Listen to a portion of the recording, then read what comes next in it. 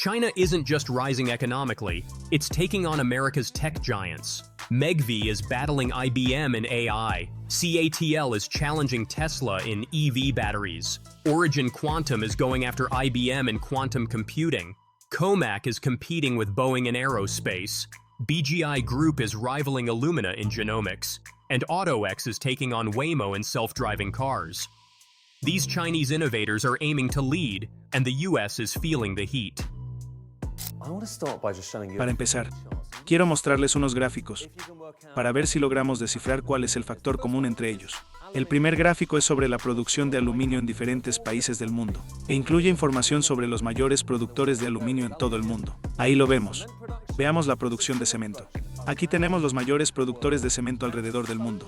Y ahora pasemos a la producción de módulos o paneles solares. Tenemos a los mayores fabricantes de paneles solares del mundo. Y finalmente el acero. Veamos la producción y el proceso de fundición de acero a nivel mundial.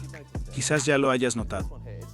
El factor común es China. Ahora veamos rápidamente de nuevo todos los tipos de producción. Aquí, por ejemplo, tenemos la fundición de aluminio. Es el país más dominante en términos de producción de aluminio. Allí vemos que ocurre lo mismo con la producción de cemento. China supera por mucho a los demás países. Y como ya vimos antes, lo mismo pasa con la fabricación de paneles solares y de acero. Y si nos desplazamos hacia el final del gráfico, Starting off with MEGV Technology Limited, which has consistently earned recognition from one of the world's most prestigious technology publications.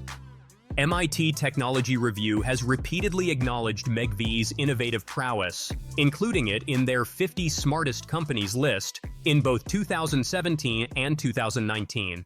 The company's groundbreaking work has also been featured in MIT's 10 Breakthrough Technologies and twice in the 35 Innovators Under 35 rankings. This consistent acclaim underscores MEGV's exceptional ability to not only innovate in the AI space, but also to successfully commercialize and apply its technologies to empower the IoT industry.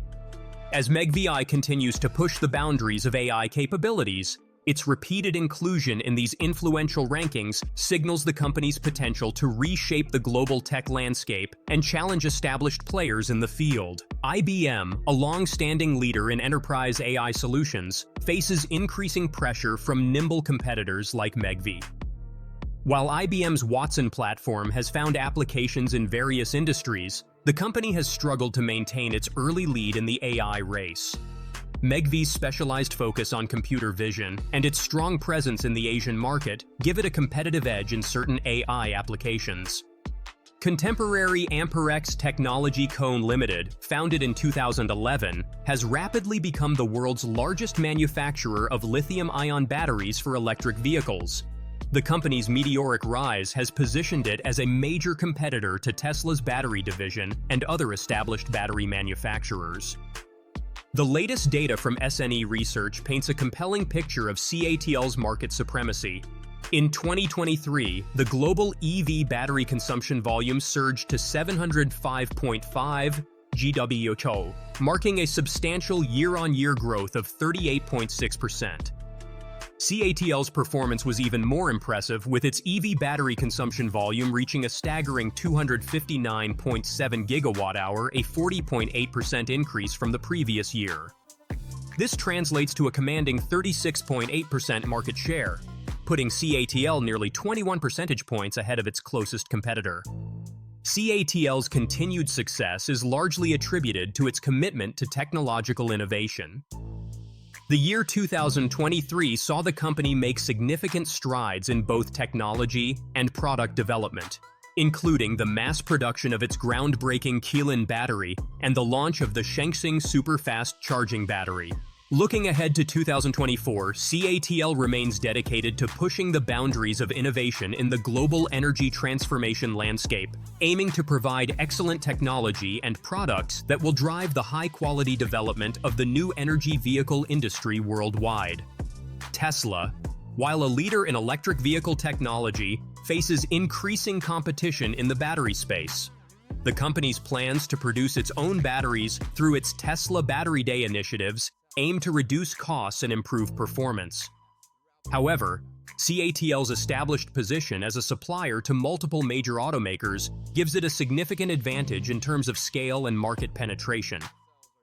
As the electric vehicle market continues to grow globally, CATL's ability to innovate and scale production could position it as the dominant force in EV battery technology, potentially outpacing Tesla and other competitors in this crucial component of the electric vehicle ecosystem.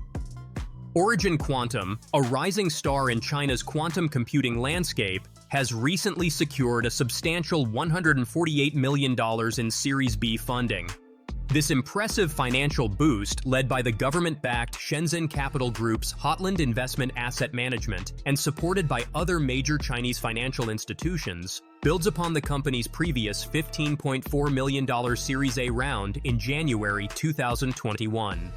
Founded in 2017 by Professor Guo Guoping and a team from the Chinese Academy of Sciences Quantum Information Laboratory, Origin Quantum has rapidly established itself as a leader in China's burgeoning quantum computing industry. What sets Origin Quantum apart is its comprehensive approach to quantum computing, offering solutions across the entire quantum stack. The company's portfolio includes cutting-edge quantum computers utilizing both superconducting and semiconductor technologies, with their current flagship being a 24-qubit device. Beyond hardware, Origin Quantum has developed a suite of essential quantum computing software, including the Origin Pilot operating system, QPanda programming framework, and the Q-Runes quantum programming language. Furthermore, the company is actively working on practical quantum applications in fields such as quantum chemistry, fluid dynamics, and financial optimization. This holistic approach positions Origin Quantum as a formidable competitor in the global race for quantum supremacy, challenging established players and potentially reshaping the future of computing. In 2021, Origin Quantum announced the successful development of a 64-qubit superconducting quantum chip, marking a significant milestone in China's quantum computing capabilities. The company has also been working on quantum key distribution systems, contributing to the development of quantum-secure communication networks. IBM, a pioneer in quantum computing, has made significant progress with its IBM Quantum initiative, offering cloud-based access to quantum computers and a suite of development tools. However, Origin Quantum's rapid progress and strong backing from the Chinese government could potentially accelerate its development, challenging IBM's position in the quantum computing landscape.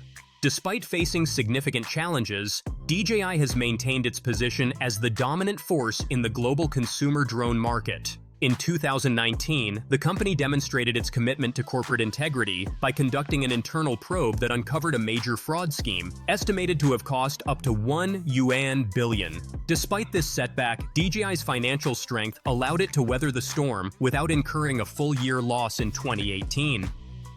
The company's resilience was further tested in 2020 when the United States Department of Interior grounded approximately 800 drones, many of which were DJI products, citing security concerns. However, this action did little to dent DJI's market dominance, as it continued to hold an impressive 77% of the US consumer drone market share by March 2020. During the global COVID-19 pandemic, DJI's drones found new applications in public health and safety, being deployed in various countries for tasks such as enforcing mask-wearing policies and disinfecting urban areas. More recently, DJI has faced legal challenges related to patent infringement. In a high-profile case, a U.S. jury found that certain DJI drones with automatic hovering capabilities violated a patent held by Textron, resulting in a substantial $279 million damages award in April 2023. Despite these obstacles, DJI's continued innovation and market leadership underscore its resilience and adaptability in the face of both internal and external challenges, maintaining its position as a formidable competitor in the global drone industry.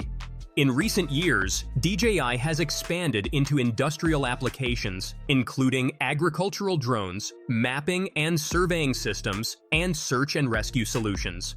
The company's ability to rapidly iterate and bring new products to market at competitive prices has been a key factor in its dominance of the drone market. Boeing, a traditional aerospace giant, has been exploring unmanned aerial vehicles and advanced robotics as part of its future strategy. However, The company's legacy costs and slower innovation cycle put it at a disadvantage compared to more agile competitors like DJI. BGI Group, founded in 1999 as the Beijing Genomics Institute, has grown to become one of the world's largest genomics research organizations and a leader in genetic sequencing technology. The company's rapid advancement in genomics and bioinformatics has positioned it as a formidable competitor to established players like Illumina in the global biotechnology market. Illumina, the current market leader in DNA sequencing technology, faces increasing pressure from BGI and other competitors. While Illumina has maintained its technological edge in high-end sequencing machines, BGI's more affordable sequencing solutions and comprehensive approach to genomics applications could disrupt the market, particularly in emerging economies. AutoX, a rising star in the autonomous vehicle industry, has demonstrated impressive financial growth and investor confidence since its inception. The company has successfully secured $140 million in funding across 8 separate rounds, showcasing its ability to attract significant capital in a highly competitive market.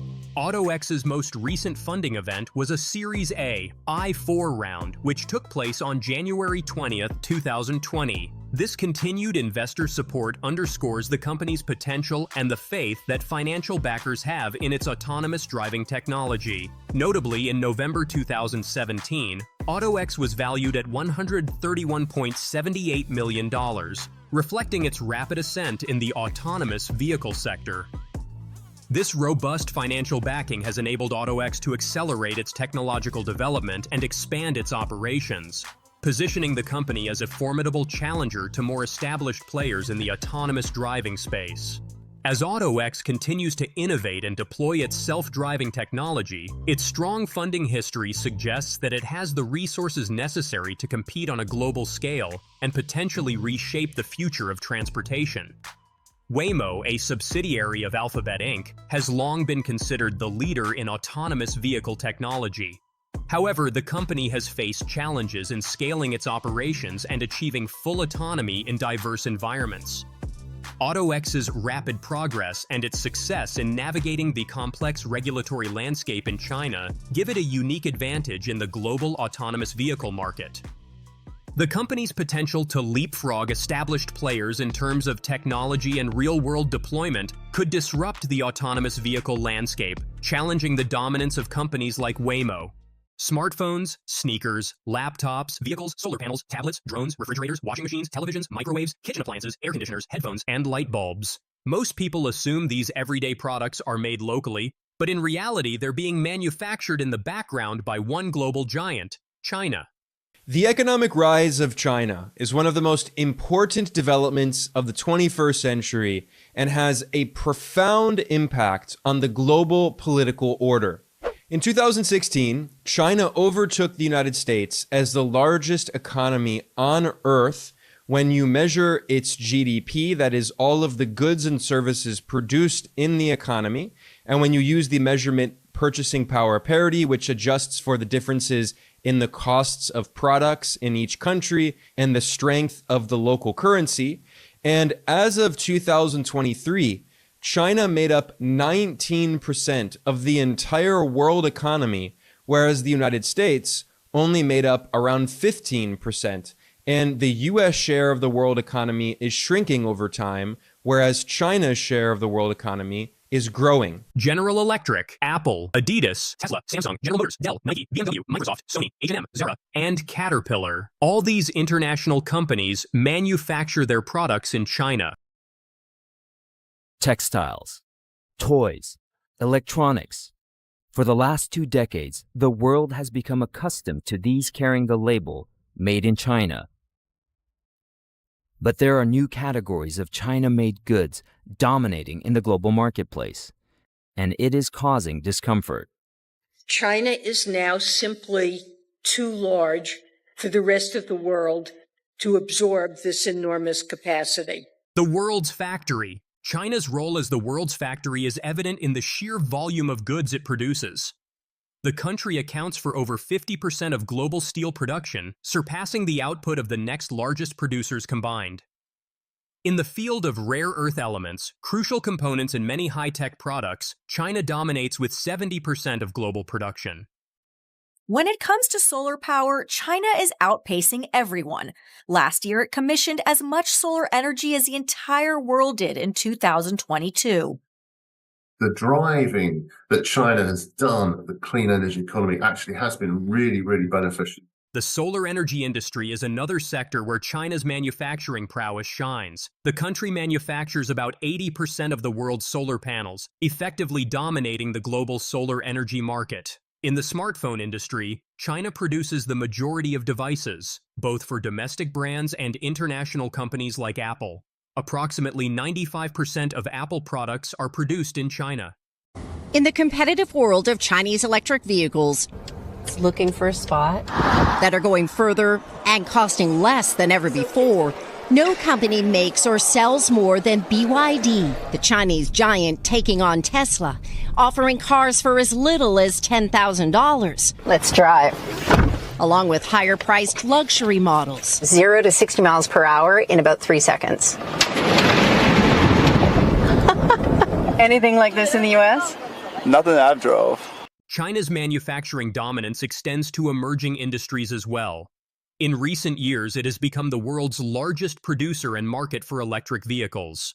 Chinese BYD has surpassed Tesla in sales. In the drone market, Chinese company DJI controls over 70% of the global consumer segment. China produces over 50% of the world's steel, with an output that exceeds that of the next largest producers combined.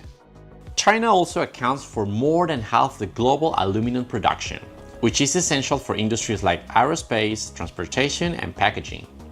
China produces a significant portion of the world's cement, supporting its massive construction and infrastructure sectors. The country also produces more than 70% of the world's solar panels, making it the largest player in the global solar industry by a substantial margin. Beyond these high-tech sectors, China's manufacturing capabilities are equally impressive in more traditional industries. The country produces more than half of the world's aluminum, an essential material for industries ranging from construction to aerospace. In cement production, China accounts for about 60% of global output. The chemical industry is another area where China leads, manufacturing a wide range of products from basic chemicals to advanced materials.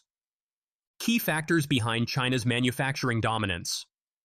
China's population of 1.41 billion people provides an enormous labor pool.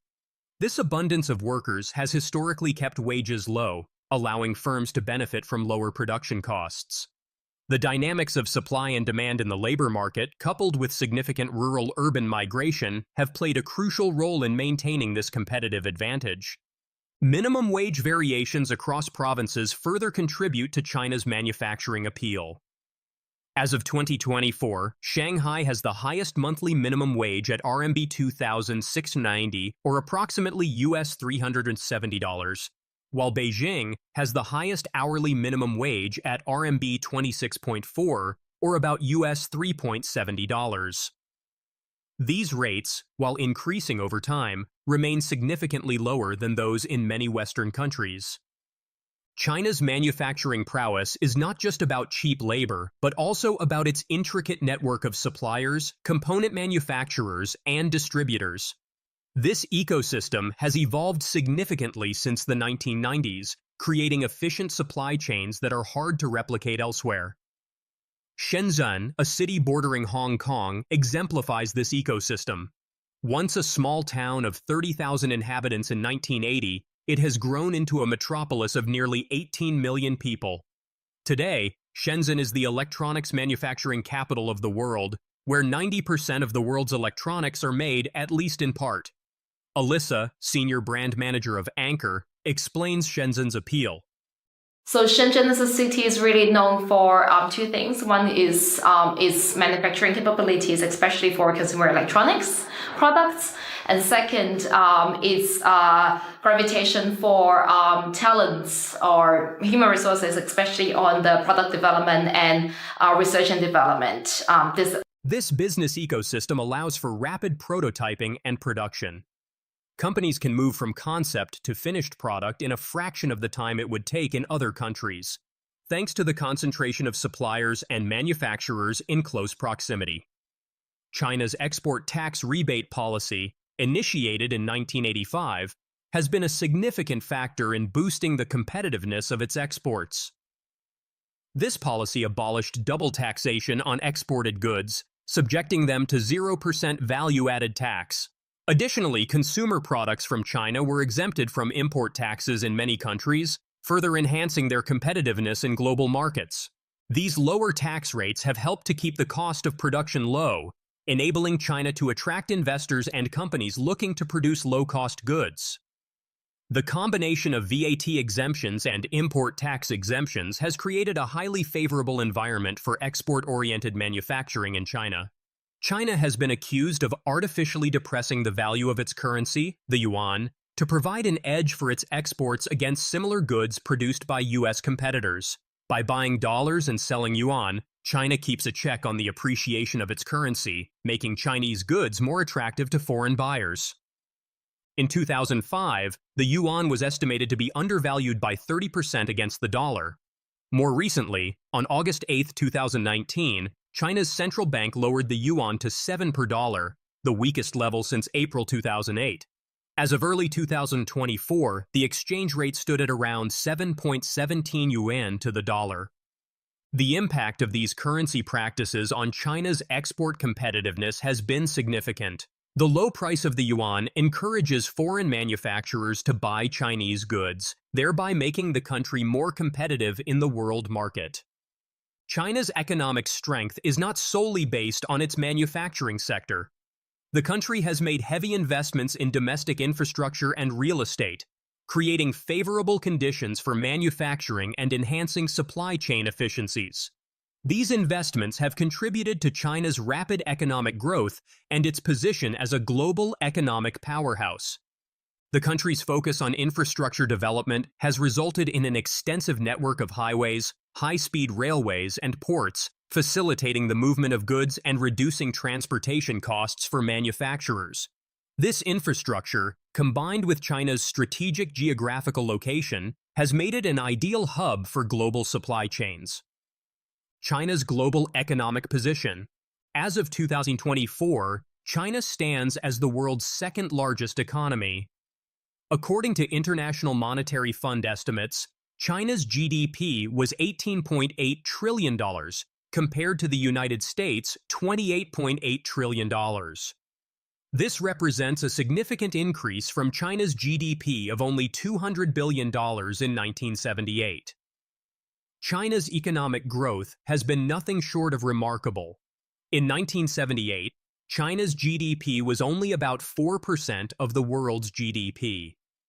Today, it accounts for 19% of all economic activity in the world.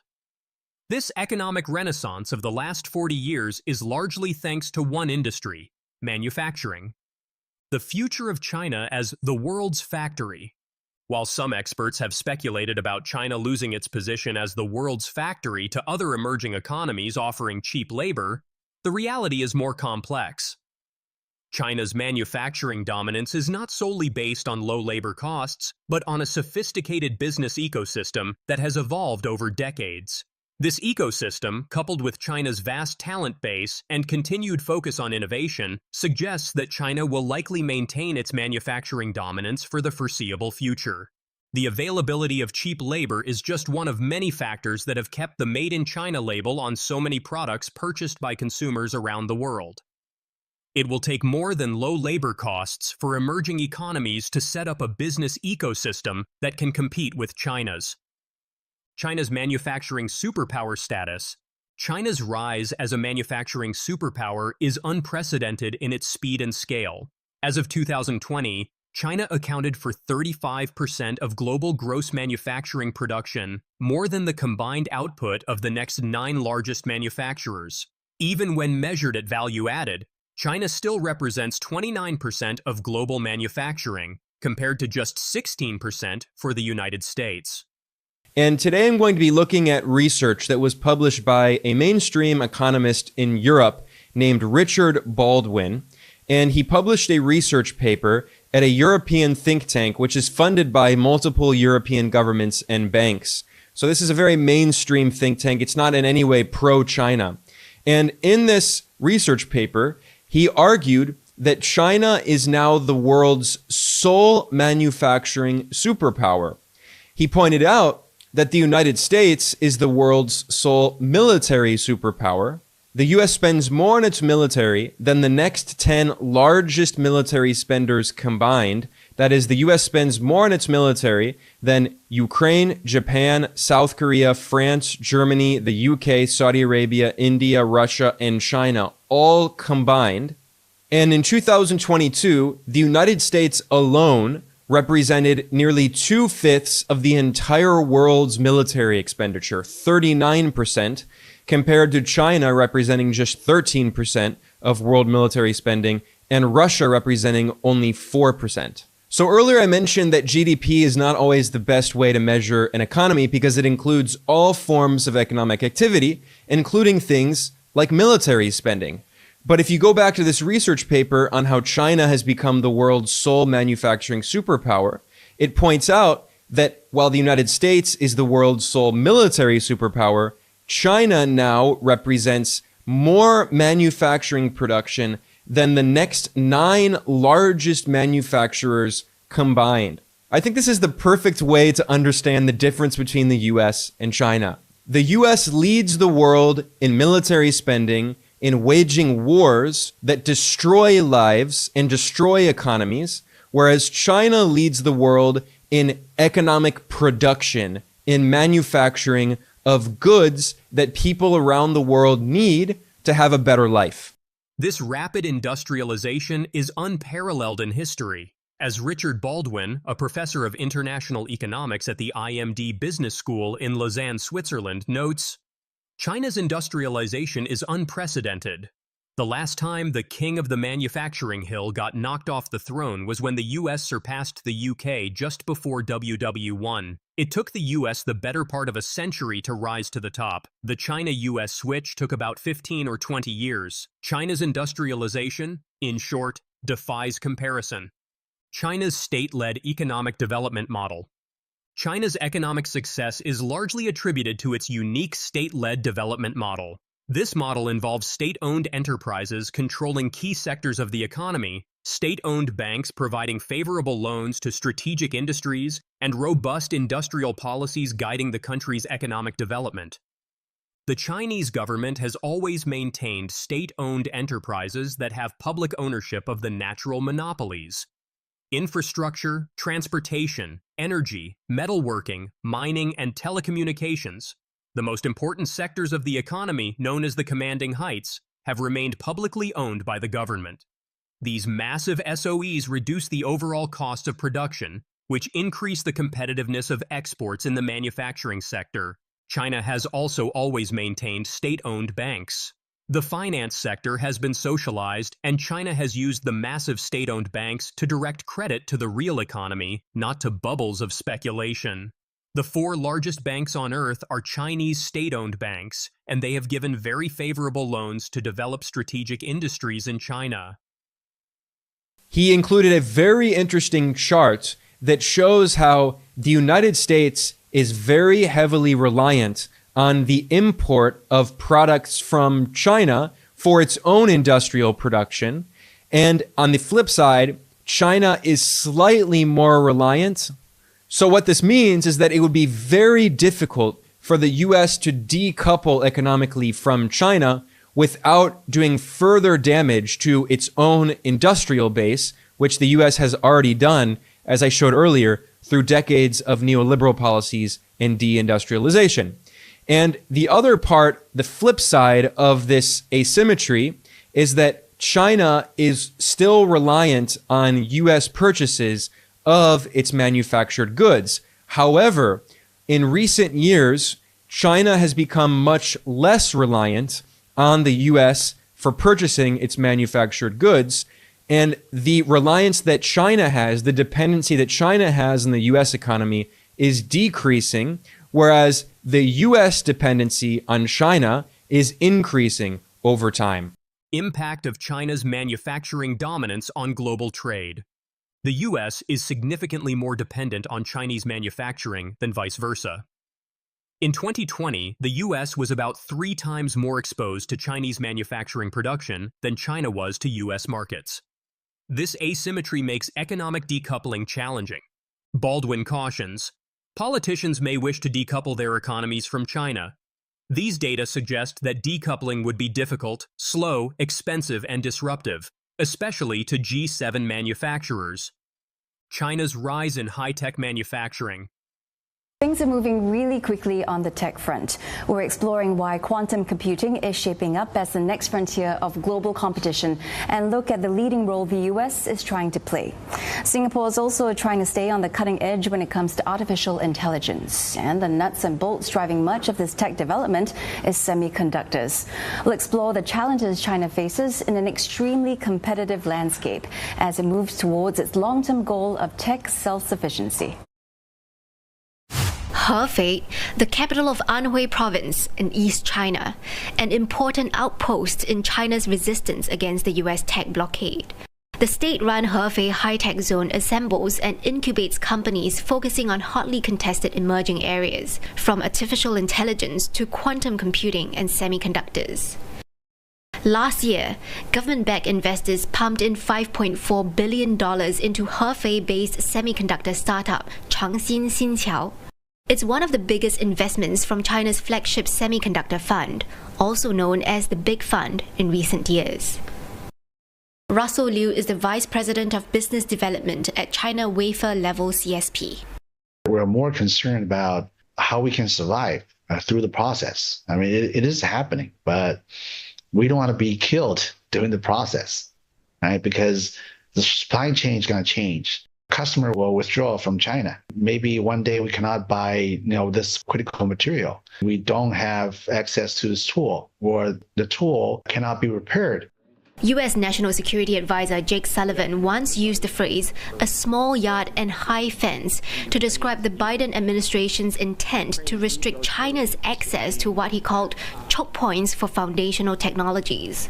He Weiwen is a senior fellow at the Center for China and Globalization. That will force China to do by ourselves, self-innovation, and we make them. And China is the largest semiconductor market of the world, accounting for about 1/3. Okay? So if China can do by itself, and the market is still growing, but in that end, the higher leading chip companies of the United States, in the Netherlands, and Japan, and South Korea are excluded, but they will suffer. So this double-edged sword. But the big state push for tech self-sufficiency proves to be a complex undertaking. In 2022, several executives connected to the Big Fund were investigated for corruption. Industry observers said for a project of that scale, bumps in the road are expected. There are going to be some misallocation of funds, right?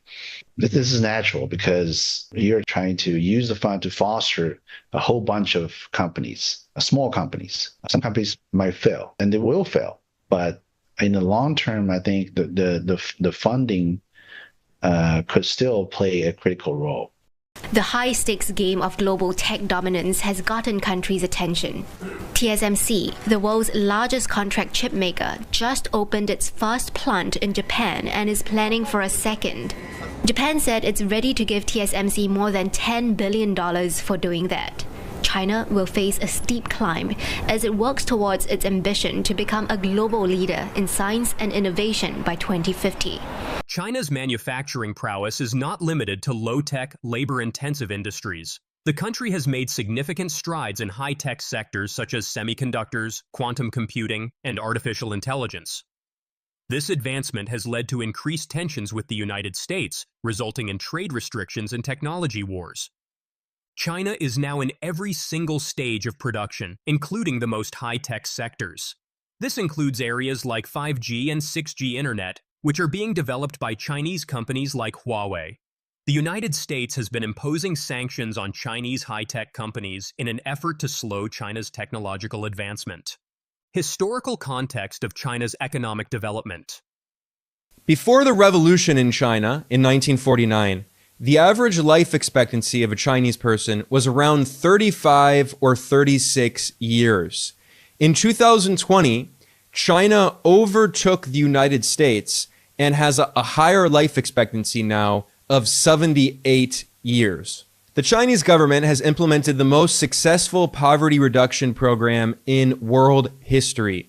The Chinese government has helped to lift 800 million people out of poverty, and according to World Bank data, China alone represents nearly 3/4 of the entire world's extreme poverty reduction since 1981. China's economic transformation is even more remarkable when viewed in historical context. Before the 1949 revolution, the average life expectancy in China was around 35 to 36 years. By 2020, it had surpassed that of the United States, reaching 78 years. China has implemented the most successful poverty reduction program in world history, lifting 800 million people out of poverty. According to World Bank data, China alone represents nearly 3/4 of the entire world's extreme poverty reduction since 1981. This incredible progress is intimately linked to China's manufacturing success and its overall economic development strategy.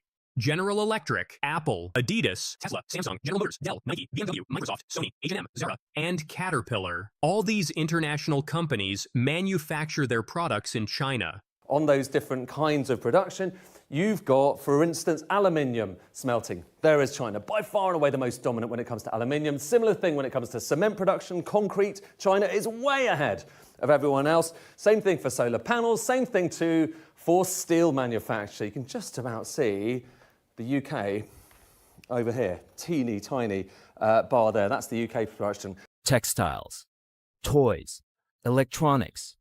For the last 2 decades, the world has become accustomed to these carrying the label, Made in China. But there are new categories of China-made goods dominating in the global marketplace, and it is causing discomfort.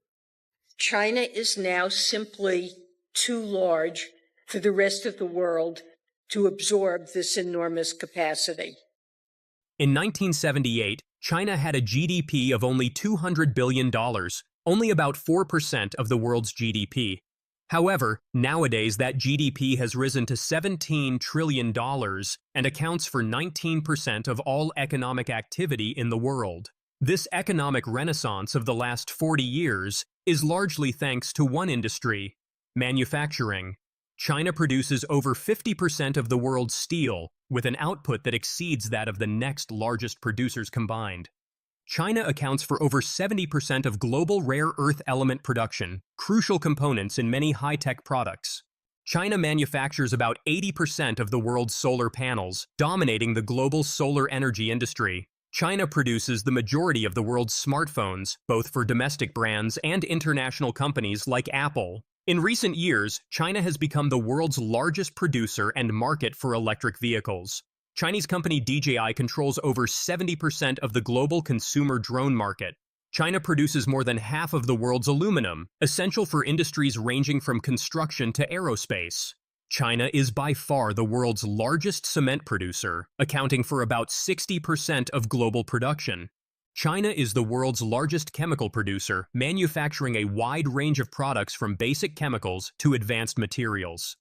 The turning point for China came in 1978 when Deng Xiaoping took power in the People's Republic of China. He quickly visited Bangkok, Singapore, and other flourishing Asian cities and was convinced that in order to succeed, China needed to open itself up to the outside world, at least to an extent.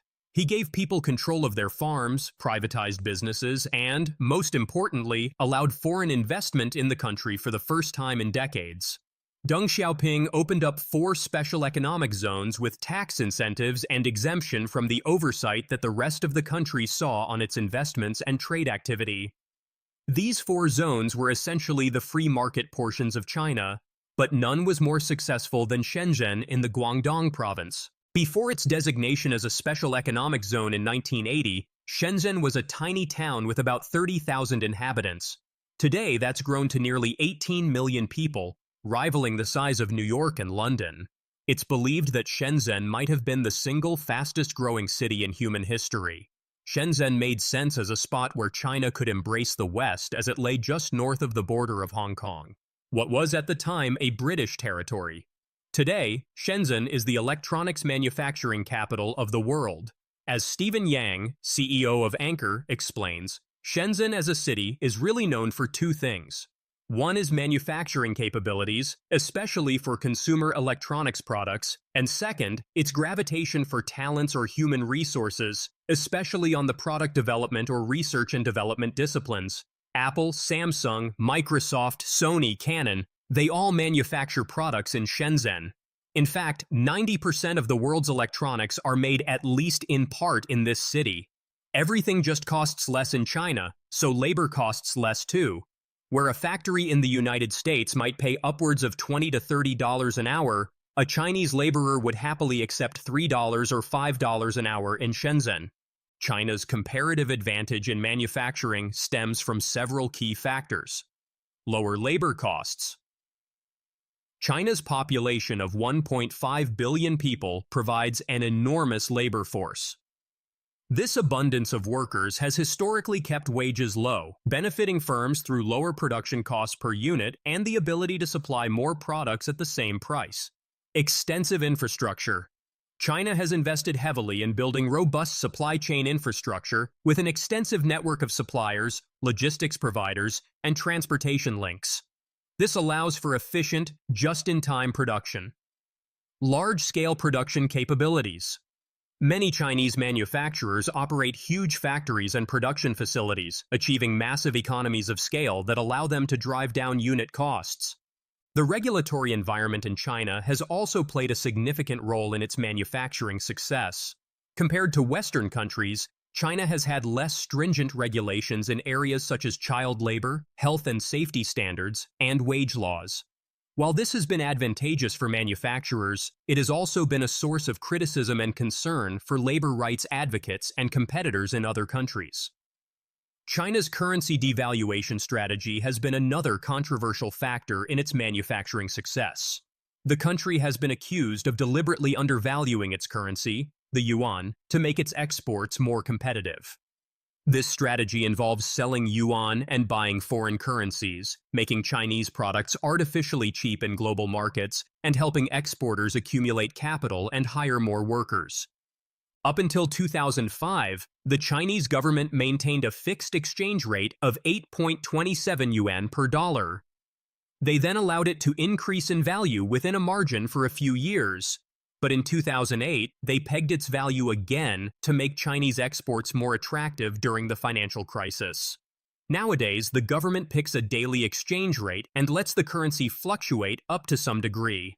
China also doesn't charge taxes on exports while the US doesn't charge taxes on imports.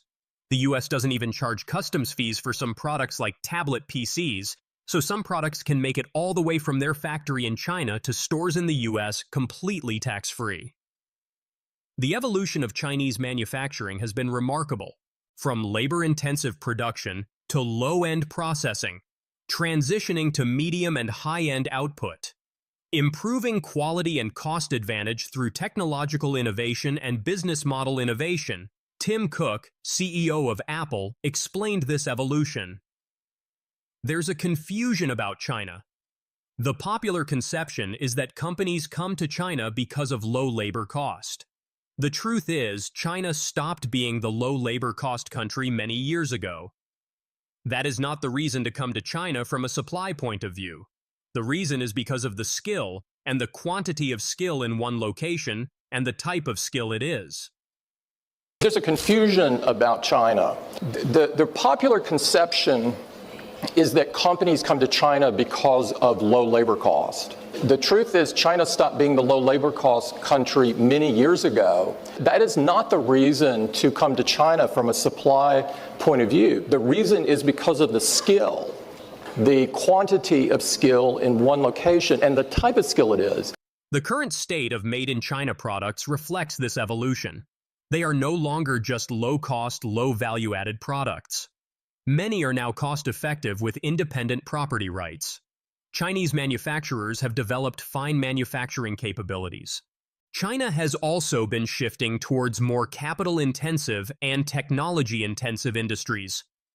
And a lot of people have been asking this question: why is it that China is so dominant when it comes to making stuff? Is it because they're much better at it, or is it because of something else? Well, here might be part of the answer. We've just got figures through from the OECD, this big organization who looks at this kind of stuff, calculating state aid by region. This is basically how much are governments helping out their companies when it comes to subsidies, when it comes to other things. And interestingly, it's the first time that we've had this definitive measure of how big it is, and you can probably spot it as well. Look, China has 9 times more state aid than OECD countries. That's basically the rich world, including the UK. By far and away more. The difficulty is it's taken this long to try and work this out, because it's really complicated, because there's all sorts of ways you can help your companies. You can, for instance, give them below market borrowings. That's a slice of that. Basically, they can borrow for cheaper than everyone else. You can give them government grants. That's the typical thing we think about. So give a bit of money to a solar production, to a semiconductor production. Or you can have other ways of helping as well, tax concessions. But put it all together, and China has way more help than everyone else. And look at the sectors we're talking about specifically here. It's aluminium, it's cement, it's solar, it's glass and ceramics, it's steel, it's precisely those sectors we were talking about before. This shift is evidenced by the increased use of automation in production lines, such as robotic arms in factories. The Chinese government plays a significant role in the country's manufacturing success through various forms of state interference and subsidies. The government provides substantial support to Chinese manufacturers, giving them a competitive edge in the global market. One key aspect of this support is financial assistance. The Chinese government offers generous subsidies to manufacturers, particularly in strategic industries. These subsidies can take various forms, including direct cash payments, low-interest loans, tax breaks and rebates, discounted land, and utilities. For example, the Chinese government has provided billions of dollars in subsidies to its solar panel industry. This support has allowed Chinese solar panel manufacturers to scale up production rapidly and offer their products at highly competitive prices in the global market. Additionally, the Chinese government often prioritizes state-owned enterprises, SOEs, in key industries. These SOEs receive preferential treatment in terms of funding, contracts, and regulatory support, allowing them to compete effectively on the global stage.